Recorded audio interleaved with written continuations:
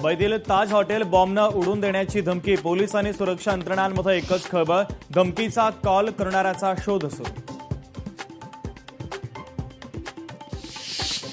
वांगचूक यांच्या आंदोलनाला ठाकरेंचा पाठिंबा. खासदार अरविंद सावंतांची उपोषणस्थळी भेट तर उद्धव ठाकरेंनी फोनवरून केली तब्येतीची विचारपूस. बोगस बियाणांवरून काँग्रेस नेत्या यशोमती ठाकूर आक्रमक. सरकारकडून शेतकऱ्यांसोबत लुबाडणूक सुरू. यशोमती ठाकूर यांची सरकारवर टीका. हिंगोलीमध्ये भूकंपतज्ञ डॉक्टर टी.डी. विजयकुमार जिल्हा समितीचे तांत्रिक सल्लागार. बैठकीमध्ये शाळा शासकीय कार्यालयांच्या स्ट्रक्चरल ऑडिटचे जिल्हाधिकाऱ्यांचे आदेश. जुलैच्या अखेरपर्यंत शेतकऱ्यांची कर्जमाफी होणार. कृषी मंत्री दत्तात्रय भरणेंचं वक्तव्य. शेतकऱ्यांचा आकडा कमी जास्त होणार नाही, परंतु कर्जमाफीच्या रकमेमध्ये वाढ होऊ शकते. भरणेंची माहिती.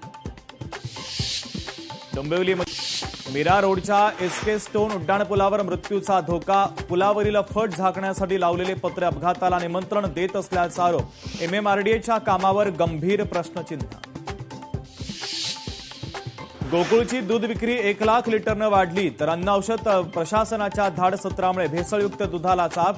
बाजारपेठेत तुटवडा असल्यानं मुंबई पुण्यातून वाढली मागणी.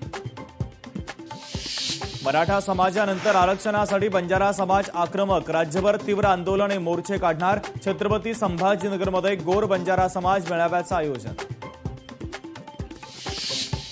नवी मुंबईमध्ये 4 दिवसांपूर्वी पडलेले झाड जैसे थे. पालिकेचे सपशेल दुर्लक्ष असल्याचं चित्र. नागरिक आणि प्रवाशांना नाहक त्रास होत असल्यानं संताप व्यक्त.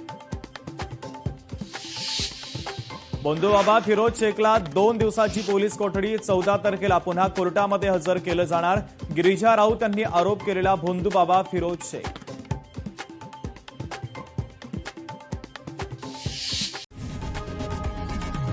लोकशाही मराठी ऐका, पहा, जागरूक रहा.